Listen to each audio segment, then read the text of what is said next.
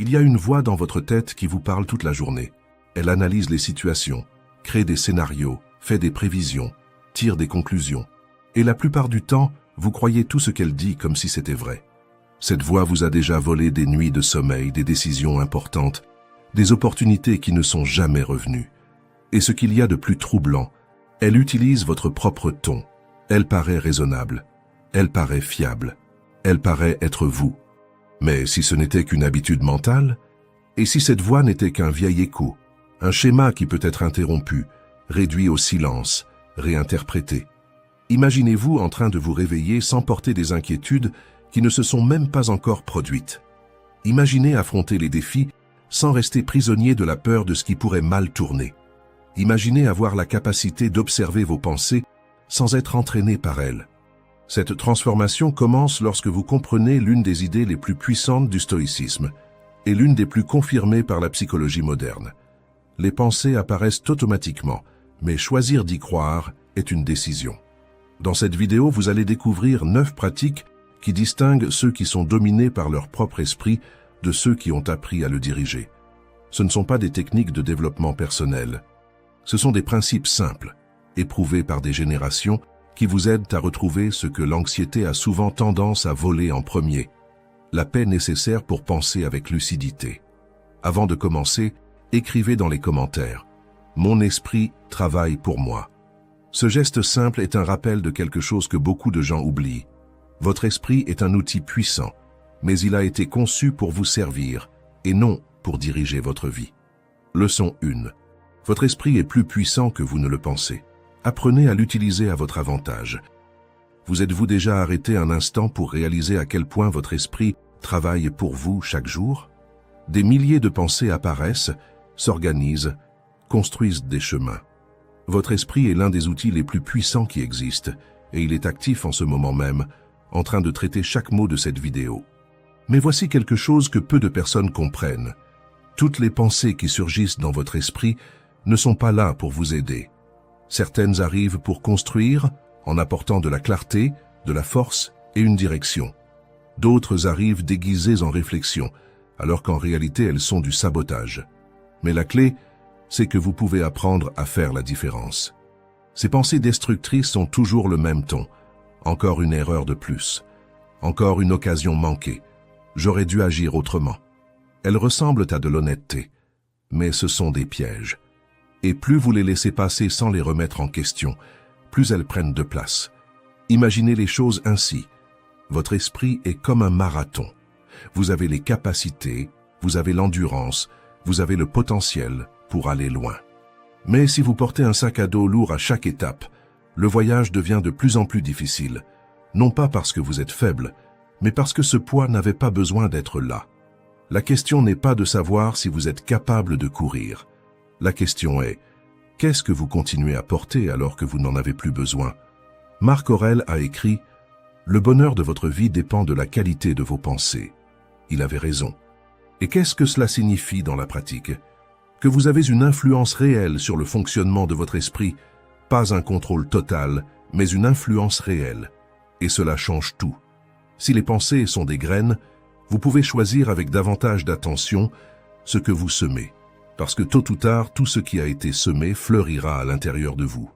Carl Jung, l'un des plus grands psychologues de l'humanité, avertissait « Tant que vous ne rendrez pas conscient ce qui est inconscient, celui-ci dirigera votre vie, et vous appellerez cela le destin. » Ce n'est pas une condamnation, c'est une invitation. Lorsque vous commencez à observer ce qui se répète dans votre esprit, vous cessez d'être emporté par le courant et vous commencez à choisir votre direction.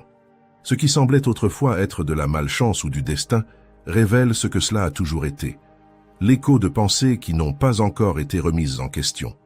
Chaque critique que vous répétez contre vous-même devient une brique dans votre inconscient. Avec le temps, ces briques construisent des murs invisibles qui limitent vos choix, vous font hésiter, refuser des opportunités et croire que vous n'êtes pas capable. Vous pensez décider librement, alors qu'en réalité vous suivez un scénario caché, écrit par vos propres autocritiques. C'est ainsi que les schémas négatifs grandissent, silencieusement, en façonnant vos décisions et en déformant la manière dont vous vous percevez. Mais voici ce qui compte. Ce qui a été construit peut être reconstruit. Les stoïciens le savaient.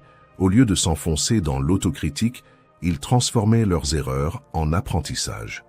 Sénèque disait « L'erreur est humaine, mais persévérer dans l'erreur est diabolique. » Il ne s'agit pas de nier ses fautes, mais de les corriger, de grandir grâce à elles et d'avancer, plus léger. Continuer à vous punir, c'est comme ramer de toutes vos forces alors que votre bateau est percé. L'effort est là, mais la direction se perd. Lorsque vous ajustez votre dialogue intérieur, c'est comme réparer la coque.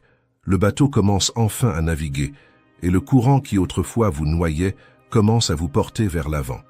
Chaque fois que vous faites face à une erreur ou à un défi, écrivez les phrases que vous utilisez contre vous-même. Lisez-les à voix haute et demandez-vous « Est-ce que je dirais cela à quelqu'un que j'aime ?» Si la réponse est non, reformulez. Remplacez « Je ne fais jamais rien correctement » par « J'apprends » et cela demande du temps. Chaque soir, réfléchissez « Aujourd'hui, me suis-je parlé avec bienveillance? Que puis-je améliorer demain ?» Petit à petit, votre esprit cesse d'être un champ de bataille et devient un espace de clarté et de force. Cet exercice simple vous permet de ne plus être l'ennemi qui s'attaque en silence, mais de devenir l'allié qui soutient, renforce et guide. Et lorsque vous décidez de vous traiter avec respect, même face aux erreurs, quelque chose de puissant se produit. La voix qui autrefois vous faisait tomber commence à vous soutenir. L'esprit, qui semblait être votre plus grand obstacle, devient l'endroit le plus sûr pour exister. Parce qu'au fond, ce ne sont pas les critiques extérieures qui vous blessent le plus. Ce sont les mots que vous vous répétez chaque jour. Et lorsque ces mots changent, tout change. L'esprit cesse d'être l'endroit où vous souffrez et devient l'endroit où vous vous relevez. Se relever est une pratique, pas un moment, et la chaîne Courage Stoïcien est là pour vous accompagner à chaque étape. Laissez un j'aime, partagez cette vidéo et abonnez-vous. Passons maintenant à la prochaine leçon. Leçon 2. Le silence est une force que vous possédez sans encore en avoir conscience. Il existe un outil qui est disponible pour vous en ce moment même, qui ne coûte rien, qui ne demande aucun équipement, qui n'a besoin d'aucune connexion. Et c'est précisément pour cette raison que la plupart des gens l'ignorent. Le silence est l'arme la plus sous-estimée du monde moderne. Alors que tout le monde court après davantage d'informations, davantage de bruit, davantage de stimulation, les sages de toutes les époques ont découvert le même secret. La véritable force vient de l'inverse. De la capacité à faire taire ce qui s'agite à l'intérieur. Et cette capacité vous appartient également. Parce qu'un esprit silencieux est comme un lac immobile. C'est seulement en lui que vous pouvez voir le fond. Et c'est seulement là que vous pouvez vous voir tel que vous êtes vraiment. C'est exactement ce que fait la méditation. En fermant les yeux pendant quelques minutes, en vous concentrant uniquement sur votre respiration, vous créez un espace entre vous et vos pensées. Il ne s'agit pas de cesser de penser, mais d'observer ce qui passe, sans vous laisser entraîner. Et cette différence change tout. Les stoïciens pratiquaient déjà quelque chose de très proche. Marc Aurèle consignait des réflexions qui l'aidaient à comprendre ses impulsions et ses émotions. Pour lui, méditer signifiait revenir à son centre, retrouver la raison au milieu de la tempête. Il était empereur de Rome, et pourtant, il choisissait le silence chaque jour. Non pas parce que la vie était simple, mais parce qu'il savait que sans cet espace intérieur, aucune décision ne lui appartiendrait vraiment. La plus grande partie de ce que vous ressentez comme du stress ne vient pas du monde. Elle vient du bruit que vous transportez à l'intérieur de vous. Ce sont des dizaines de conversations intérieures qui se déroulent en même temps. Des jugements, des souvenirs, des projections vers l'avenir. Et c'est dans ce chaos invisible que naissent vos décisions, que se forment vos émotions, que se façonne votre identité. Lorsque vous méditez, vous n'ajoutez rien de nouveau. Vous retirez le bruit qui n'aurait jamais dû prendre toute la place. Vous récupérez quelque chose qui vous appartenait depuis toujours. Aujourd'hui, la science confirme ce que les philosophes pratiquaient déjà. La méditation réduit l'anxiété, améliore la concentration et renforce la maîtrise de soi. C'est comme aiguiser la lame de l'esprit chaque jour. Et chaque fois que vous pratiquez, même pendant 5 minutes, vous en ressortez un peu plus entier que lorsque vous avez commencé. Et c'est là que se trouve ce que peu de personnes comprennent. Méditer n'est pas une question de technique, c'est une question de présence. Vous n'avez pas besoin d'application, de mantra ou de posture parfaite. Vous avez seulement besoin de 5 minutes sincères avec vous-même. Sans téléphone, sans distraction, sans fuite. La plupart des gens n'ont jamais passé 5 minutes seuls avec eux-mêmes. Et c'est pour cela qu'ils vivent dans une fuite permanente de leurs propres pensées. Mais vous qui êtes arrivés jusqu'ici avez déjà fait le premier pas. Vous prêtez attention et prêter attention est le commencement de tout. Celui qui apprend à soutenir ce silence, même pendant quelques minutes, découvre quelque chose de rare. La sensation d'être entier, dans un seul endroit, sans se disperser. C'est l'une des expériences les plus simples et les plus transformatrices qui existent. Commencez ainsi. Asseyez-vous en silence pendant 5 minutes, respirez profondément et observez. Lorsque votre esprit s'échappe, ramenez-le doucement, sans jugement, sans frustration. C'est cela, l'entraînement. Et comme tout entraînement, cela devient plus facile avec la pratique. Méditer ne signifie pas fuir le monde. C'est construire un endroit à l'intérieur de vous où le monde n'entre pas sans permission. Et le jour où vous découvrirez que cet endroit existe, vous comprendrez pourquoi les sages de toutes les époques ont choisi le silence comme refuge et vous aurez envie d'y revenir chaque jour. Leçon 3. Vous êtes plus fort que la peur qui vous empêche d'avancer. Avez-vous déjà pris le temps de réaliser tout ce que vous êtes capable d'affronter? Pensez aux situations difficiles que vous avez déjà traversées, aux décisions qui semblaient impossibles et qui ont pourtant été prises, au moment où vous étiez convaincu que vous n'y arriveriez pas et où vous y êtes arrivé malgré tout. Cette capacité n'a pas disparu. Elle est en vous, en cet instant même. Mais il existe quelque chose qui travaille contre elle, en silence. La peur.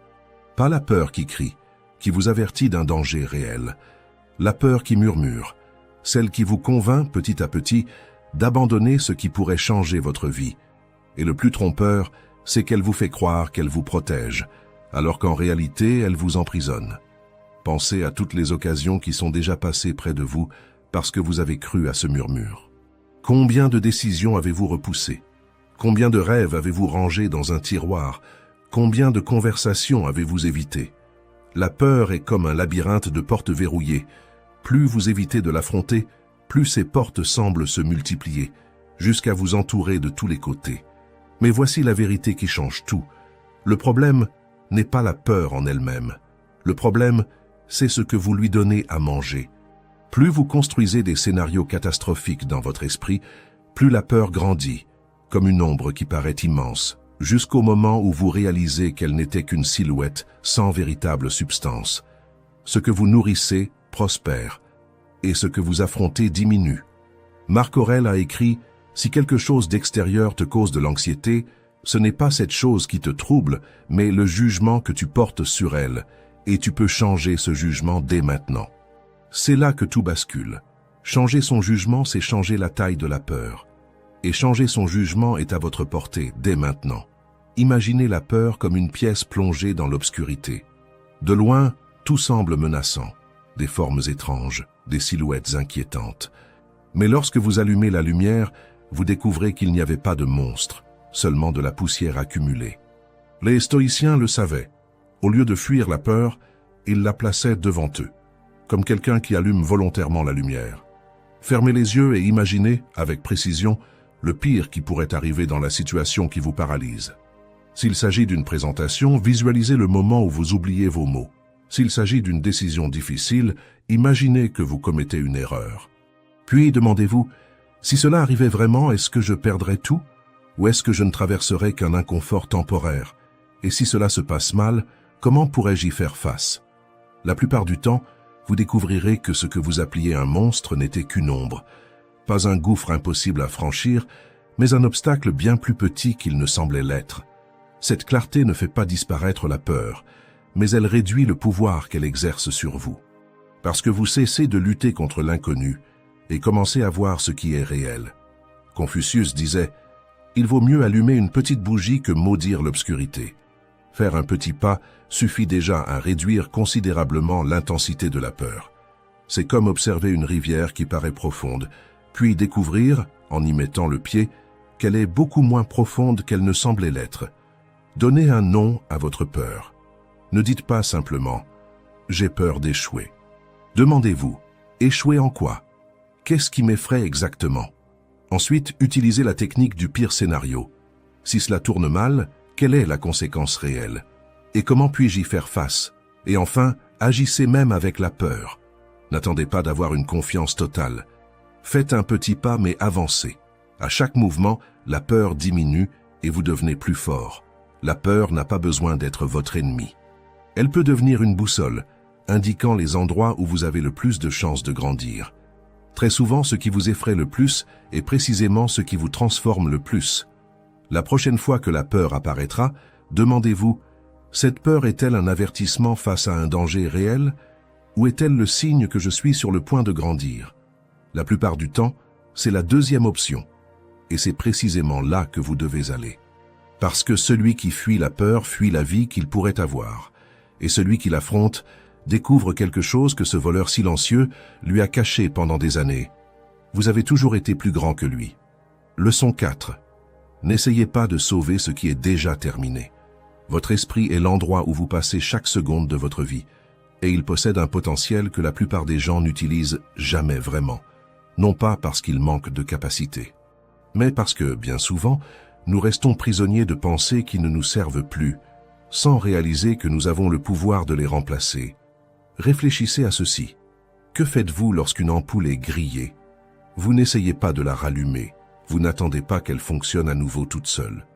Vous la remplacez simplement par une nouvelle. C'est une décision simple, presque évidente. Mais avec les pensées, nous faisons parfois exactement l'inverse. Nous nous accrochons à des idées déjà éteintes, qui n'éclairent plus rien, et nous insistons avec elles comme si elles allaient un jour illuminer le chemin. Des pensées comme « Il est trop tard pour moi maintenant, je ne suis plus capable, j'ai toujours été comme ça ». Ces pensées sont comme des chaussures trop serrées. Chaque pas fait avec elles fait plus mal que le précédent. Mais tout comme vous enlèveriez ces chaussures sans hésiter, vous pouvez appliquer la même logique à votre esprit en remplaçant ce qui limite par quelque chose qui libère. Cette capacité à faire ce changement existe déjà en vous. Cléante d'Assos disait « Tout comme l'eau façonne la pierre, les pensées façonnent notre esprit ». Et c'est une excellente nouvelle, parce que si les pensées répétées ont le pouvoir de sculpter votre perception du monde, alors vous avez une véritable influence sur la personne que vous êtes en train de devenir, jour après jour, choix après choix. Le point de bascule commence lorsque vous comprenez ceci. Une pensée n'est pas une condamnation éternelle. Elle peut être remplacée. Chaque fois que vous choisissez consciemment une nouvelle pensée, votre cerveau crée de nouvelles connexions, et plus vous les renforcez, plus elles deviennent solides. Imaginez que vous traversez un champ boueux. Au début, quitter le chemin habituel demande un effort. Vos pieds s'enfoncent, votre corps résiste. Mais plus vous choisissez d'avancer dans une autre direction, plus ce nouveau chemin devient stable, jusqu'à ce que l'ancien disparaisse de lui-même. Vous n'avez pas besoin d'une force surhumaine pour cela. Vous avez simplement besoin de constance. Les pensées sont comme des outils. Si vous essayez d'accrocher un tableau avec un tournevis, cela ne fonctionnera pas, même si vous insistez. Mais lorsque vous prenez l'outil adapté, le travail devient plus simple. De la même manière, lorsque vous remplacez ce qui ne vous sert plus, vous faites de la place pour des idées qui font réellement avancer votre vie. Chaque remplacement est une brique posée sur un chemin plus solide. Et peu à peu, votre esprit cesse d'être un entrepôt d'idées lourdes pour devenir un atelier de clarté et de force. Aujourd'hui, choisissez une seule pensée qui vous limite habituellement. Écrivez-la, confrontez-la, puis remplacez-la par une autre qui vous pousse vers l'avant. Répétez cet échange pendant une semaine. Tout comme celui qui remplace une ampoule grillée, vous verrez une nouvelle lumière commencer à éclairer des endroits qui semblaient auparavant plongés dans l'obscurité pour toujours. Parce que la vérité est simple, vous n'avez pas besoin d'un nouvel esprit. Vous possédez déjà tout ce dont vous avez besoin. Et à l'instant où vous vous autorisez à remplacer ce qui est déjà éteint, vous découvrez que la lumière n'a jamais été le problème. Le problème était simplement de continuer à s'accrocher à ce qui avait déjà cessé de briller. Leçon 5. Utilisez ce qui vous met au défi pour construire de la clarté, de la force et de la confiance en vous-même. Avez-vous déjà remarqué que deux personnes peuvent vivre exactement le même événement et en ressortir de façon complètement différente? L'une y trouve un apprentissage, l'autre y trouve une fissure. Et ce n'est pas parce que l'une est plus forte ou plus intelligente. C'est parce que chacune a fait un choix différent concernant la signification de ce moment. Ce choix, souvent inconscient, est l'endroit où tout commence. Ce n'est pas le ton de voix de votre supérieur, la réponse froide d'un ami ou la file d'attente au supermarché qui vous ébranle réellement. C'est l'interprétation que vous donnez à ces moments, et voici quelque chose de puissant. Si c'est l'interprétation qui pèse, alors c'est aussi l'interprétation que vous pouvez changer. Les stoïciens enseignaient exactement cela. Au lieu de fuir les pensées difficiles, ils les remettaient en question. Marc Aurèle avait une question qu'il utilisait comme filtre face à n'importe quelle situation. Est-ce sous mon contrôle? Si ce n'était pas le cas, il refusait simplement d'y consacrer son énergie. Non par indifférence, mais par sagesse. Vous pouvez faire la même chose. La prochaine fois que quelque chose vous blessera, faites une pause et demandez-vous « Pourquoi cela m'affecte-t-il autant? Cette pensée est-elle réelle ou n'est-elle que le reflet d'une ancienne peur ?» Très souvent, la réponse vous surprendra. Réinterpréter les situations change concrètement l'impact qu'elles ont sur l'esprit. Ce n'est pas le problème qui vous définit, c'est le regard à travers lequel vous le voyez. Écrivez vos pensées négatives comme si elles étaient des fissures visibles sur une feuille de papier. Pour chacune d'elles, demandez-vous « Est-ce réel? Est-ce sous mon contrôle? Quelle est la probabilité réelle que cela arrive ?» Chaque action consciente est une nouvelle brique dans les fondations de votre esprit. Parce que la vie n'est pas définie par ce qui vous arrive. Elle est définie par ce que votre esprit fait de ce qui vous arrive. Et celui qui apprend à choisir ce qui mérite de prendre de la place en lui, découvre quelque chose que peu de gens trouvent. La paix n'était pas dans le monde. Elle se trouvait dans la décision de ne pas construire son esprit avec des fissures. Leçon 6. Une nouvelle perspective change votre vie. Et si la solution à ce qui vous paralyse ne consistait pas à résoudre le problème, mais à changer l'endroit depuis lequel vous le regardez? Il existe une technique utilisée par les plus grands philosophes de l'histoire pour sortir de la souffrance en quelques secondes. Ce n'est pas de la positivité forcée, ce n'est pas une distraction, ce n'est pas une fuite. C'est quelque chose de beaucoup plus profond. Apprendre à regarder sa propre vie d'en haut. Parce que presque tous les problèmes qui semblent écrasants, lorsqu'ils sont observés de loin, révèlent leur taille réelle, et non la taille que la peur leur a donnée.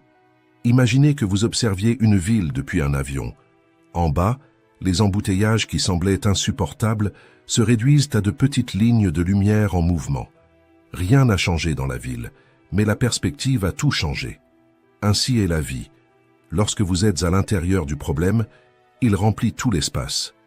Lorsque vous prenez du recul, vous réalisez qu'il ne représente qu'une partie de votre histoire, et non votre histoire entière. Et comprendre cela n'est pas une faiblesse, c'est de la clarté. Marc Aurèle pratiquait constamment cet exercice. Il se rappelait la grandeur du cosmos, la brièveté de chaque problème face à l'immensité du temps. Cette pensée ne le rendait pas triste, au contraire. Elle le libérait de l'obsession pour des détails qui, vus de près, semblaient urgents, mais qui, vus de loin, révélaient leur véritable dimension. Combien de fois un simple détail n'a-t-il pas pris le contrôle de toute votre journée? Une critique plus dure reçue au travail et que vous avez ressassée pendant des heures. Un message qui n'est jamais arrivé et qui vous a poussé à imaginer 1000 scénarios. Quelqu'un qui n'a pas répondu à vos attentes et soudain toute votre énergie a été absorbée par cela. À cet instant, cela ressemble à la fin du monde. Mais lorsque vous regardez d'en haut, vous voyez que ce n'est qu'une goutte dans un océan beaucoup plus vaste. Demandez-vous, ce qui me préoccupe aujourd'hui aura-t-il encore de l'importance dans 1 an ou dans 5 ans?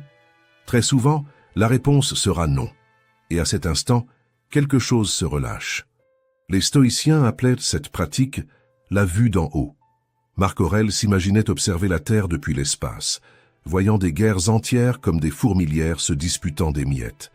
Ce n'était pas du cynisme, c'était de la libération. Lorsque vous vous voyez comme une partie de quelque chose de plus grand que votre propre drame, vous découvrez que beaucoup de vos problèmes n'existent que parce que vous êtes trop proche d'eux. Il existe une vérité concernant la souffrance qui, une fois comprise, change tout. Elle se nourrit de la proximité. Plus vous vous accrochez au problème, plus il grandit. Plus vous rejouez la scène, repassez le dialogue, imaginez des fins alternatives, plus cela prend de place en vous. La vue d'en haut est l'exact opposé. c'est le refus conscient de continuer à donner au problème une place qu'il ne mérite pas. Vous ne fuyez pas, vous refusez simplement de vivre à son niveau. Et vous êtes capable de faire cela, maintenant, sans avoir besoin que quoi que ce soit change à l'extérieur. Voir la vie d'en haut n'efface pas les problèmes. Cela remet chacun d'eux à sa véritable place. Et à l'instant où vous apprenez à faire cela, vous découvrez une vérité qui transforme votre relation avec tout. Vous n'avez jamais été trop petit face au problème. Le problème, c'est qu'il était devenu trop grand à vos yeux. Leçon 7. Arrêtez de porter l'énergie des autres. L'environnement dans lequel vous vivez est l'auteur invisible de votre personnalité. Vous ne vous en rendez pas compte, mais il vous écrit chaque jour. Les conversations que vous écoutez, les personnes que vous fréquentez, les écrans que vous consommez, tout cela entre dans votre esprit sans demander la permission et façonne en silence ce que vous pensez, ce que vous ressentez et ce que vous croyez possible. Réfléchissez-y. C'est comme entrer dans un petit restaurant où quelqu'un porte un parfum très fort. Même si vous avez mis peu de parfum, l'odeur imprègne déjà vos vêtements, votre peau, et repart avec vous lorsque vous quittez l'endroit. De la même manière, la négativité fonctionne comme une fumée invisible. Vous commencez la journée motivé, mais après tant de plaintes et de critiques, votre énergie semble vidée et sans vous en rendre compte, vous adoptez les mêmes pensées que vous rejetiez auparavant. Les neurosciences expliquent cela à travers les neurones miroirs, de véritables antennes émotionnelles du cerveau. Ils nous connectent aux émotions des personnes qui nous entourent. C'est pour cette raison que vivre auprès de quelqu'un de constamment négatif peut vous façonner sans que vous le remarquiez, comme si vous étiez entraîné sur la même fréquence. Mais il existe une solution.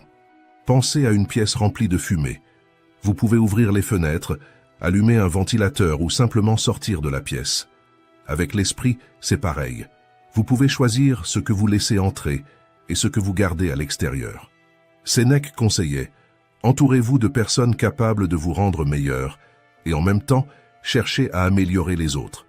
Cela ne signifie pas vivre isolé, mais savoir filtrer ce qui mérite votre attention et votre énergie. Si vous laissez tout entrer sans filtre, c'est comme vivre dans une maison sans porte pendant une tempête. Vous ne contrôlez pas la pluie, mais vous pouvez protéger l'intérieur de votre foyer.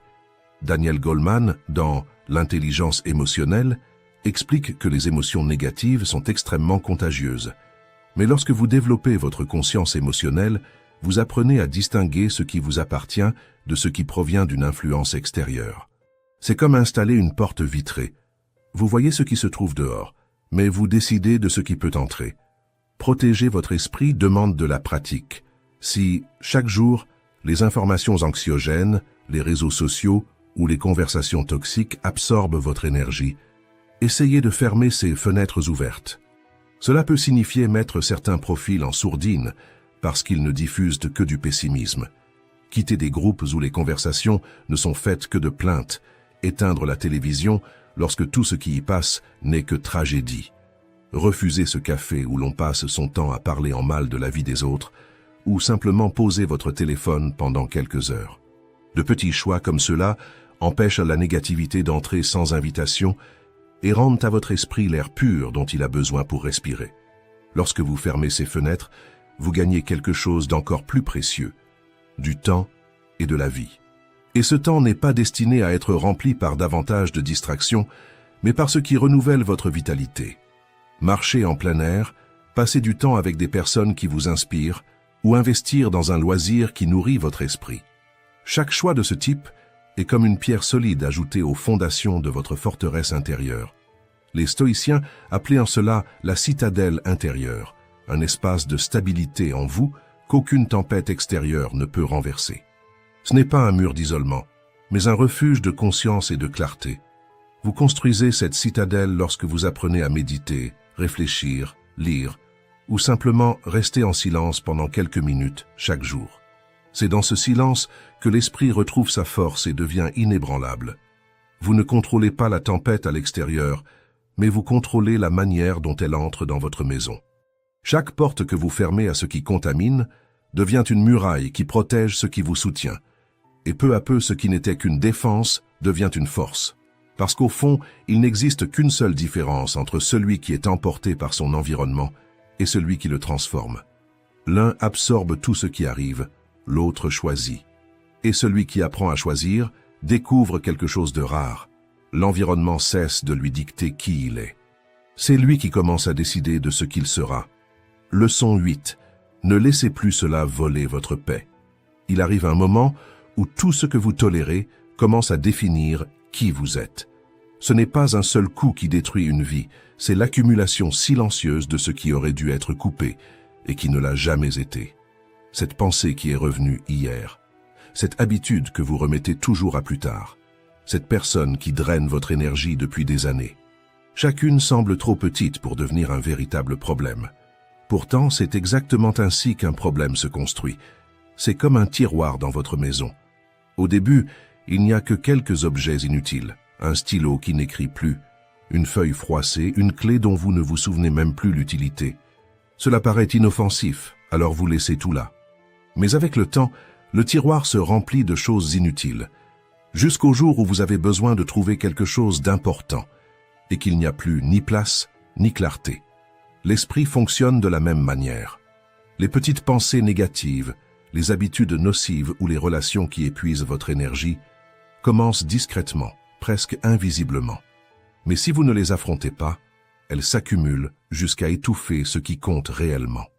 Sénèque disait « L'homme sage est satisfait de son âme, et c'est pourquoi il n'a pas besoin de l'approbation des autres. » Lorsque vous tolérez ce qui vous fait du mal, une dépendance, une pensée destructrice, une relation qui dépasse vos limites, vous sacrifiez votre paix en échange de quelque chose qui ne devrait jamais avoir plus de valeur que vous-même. Le plus cruel, c'est que tolérer semble toujours être l'option la plus facile. Couper fait mal. Rompre exige de faire face à la réalité. Changer d'habitude demande des efforts. Alors l'esprit, toujours à la recherche du chemin le plus facile, vous convainc que cela vaut la peine de supporter encore un peu. Encore une semaine, encore un mois, encore une année. Et ce qui était petit devient une identité. Vous cessez d'être quelqu'un qui a un problème, pour devenir quelqu'un qui est défini par lui. Les stoïciens appelaient cela une servitude volontaire. Vous n'êtes pas prisonnier parce que quelqu'un vous a enfermé. Vous êtes prisonnier parce que vous avez choisi chaque jour de ne pas ouvrir la porte. Et c'est là que se trouve le tournant qui change tout. L'instant où vous admettez que ce qui vous limite le plus n'a pas été imposé par la vie, mais maintenu par vous. Douloureux, au début. Libérateur, pour le reste de votre vie. Couper le mal à la racine exige du courage et de l'honnêteté. C'est regarder en soi et se demander « Est-ce que cela a encore du sens dans ma vie ? Cette habitude, cette relation, cette pensée me rend-elle plus fort ou plus faible ? » Presque toujours, les excuses apparaissent « Ce n'est pas si grave que ça » ou « Je réglerai ça plus tard ». Mais pendant que vous reportez, le problème grandit. Pensez à un arbre. Pour qu'il fleurisse, il doit être taillé. Les branches sèches et malades doivent être retirées pour laisser de la place au nouveau. La vie est identique. Si vous n'enlevez pas ce qui a déjà rempli son rôle, ce qui est essentiel ne trouvera jamais l'espace nécessaire pour grandir. Pratiquez ceci. Dans les prochains jours, choisissez une seule racine à couper. Cela peut être une habitude qui vole votre énergie, une critique intérieure que vous répétez sans même vous en rendre compte, ou une relation qui a déjà perdu le respect. Retirez ce poids de votre tiroir mental. Vous ne devez de justification à personne. Votre engagement est envers votre propre clarté, parce que la vie que vous voulez ne commencera pas le jour où quelque chose de bon finira par arriver. Elle commencera le jour où vous déciderez d'arrêter de tolérer ce qui vous empêche de fleurir. Et ce jour, peut-être aujourd'hui. Leçon 9. Aucune pression ne peut vous briser. Il existe une forme de force qui ne naît pas dans les moments faciles. Elle ne vient ni de la motivation, ni des bons jours, ni des périodes où tout semble fonctionner. Elle naît de l'inverse, de l'instant où tout s'effondre et où vous découvrez que vous êtes encore debout. Cette force ne peut pas être enseignée. Elle n'apparaît que lorsque la vie s'obstine à tester qui vous êtes vraiment. Imaginez une route pleine de nids de poules après une tempête. Le sol est mouillé, glissant, chaque pas demande un effort supplémentaire. À certains moments, un doute surgit. Vais-je réussir à arriver jusqu'au bout ? Mais la seule façon de traverser cette route est de continuer à avancer, un pas après l'autre. La vie ressemble souvent à cela. Les pressions apparaissent sous la forme de trous, de pierres, de boue. La négativité essaie de vous tirer vers le bas. Mais c'est précisément à ce moment-là que votre force doit se révéler. Marc Aurèle rappelait « Ce qui fait obstacle devient le chemin ». Les obstacles ne sont pas là pour nous arrêter, mais pour nous façonner et faire de nous quelqu'un de plus fort. Chaque difficulté que vous affrontez est une occasion de vous préparer à quelque chose de plus grand. Pensez à Nick Vujicic, né sans bras ni jambes. Il aurait pu se limiter à ce qui lui manquait, mais il a choisi de se concentrer sur ce qu'il pouvait faire. Aujourd'hui, il inspire des millions de personnes, non pas parce que sa vie a été facile, mais parce qu'il a montré que le courage et le sens donné à sa vie sont plus forts que n'importe quelle limitation physique. Maintenant, ramenez cela à votre propre vie. Peut-être que votre obstacle n'est pas d'être né sans membres, mais de perdre un emploi qui semblait assuré, d'affronter une maladie inattendue ou de devoir recommencer après une immense déception. La manière dont vous réagissez dans ces moments détermine si la douleur deviendra un poids qui vous paralyse ou une force qui vous relève. La psychologue Edith Grothberg, spécialiste de la résilience, explique que ce qui renforce l'esprit humain, c'est la capacité à trouver un sens aux épreuves. Lorsque vous décidez qu'une perte deviendra une leçon ou qu'une déception servira à ouvrir de nouveaux chemins, vous cessez d'être victime de la situation pour en devenir l'acteur principal. Viktor Frankl, survivant des camps de concentration nazis, a vécu cette réalité dans sa propre chair. Il ne pouvait changer ni la faim, ni la violence, ni la souffrance autour de lui, mais il a découvert qu'il lui restait une liberté, celle du sens qu'il donnait à sa souffrance. C'est pourquoi il a écrit « Lorsque nous ne pouvons plus changer une situation, nous sommes mis au défi de nous changer nous-mêmes. » Et c'est là l'essence de la force intérieure. Vous ne choisissez pas la tempête, mais vous choisissez qui vous serez face à elle. Souvent, la vie nous place devant des situations impossibles à modifier, irréversibles, et c'est précisément dans ces moments que nous devons apprendre à composer avec elles. Pensez à un divorce difficile. Les parents portent leurs douleurs, leurs blessures et leurs frustrations. Mais malgré cela, ils doivent trouver la maturité nécessaire pour placer les besoins de leurs enfants au-dessus de leurs propres souffrances. Ce n'est pas simple, mais c'est un choix de force. Prendre soin, rester présent et protéger le cœur de ses enfants afin qu'ils puissent grandir sans porter un poids qui ne leur appartient pas. Voilà l'essence de la résilience. Lorsque vous ne pouvez pas changer la situation, vous pouvez encore changer votre manière d'y réagir. Il ne s'agit pas de porter le monde sur vos épaules, mais de faire le pas suivant, même s'il est petit.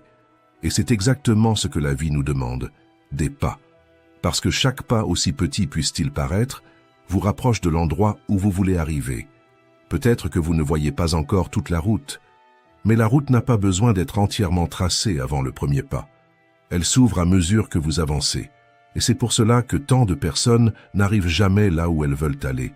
Elles attendent de tout voir éclairer avant de marcher, alors que la lumière ne s'allume que pour ceux qui se mettent en mouvement. Parce qu'au fond, la force n'est pas l'absence de douleur, c'est la décision de continuer malgré elle. Et celui qui apprend à faire le pas suivant, même petit, même hésitant, même dans l'obscurité, découvre une vérité que peu de personnes découvriront. Vous avez toujours été plus fort que tout ce qui a essayé de vous faire tomber.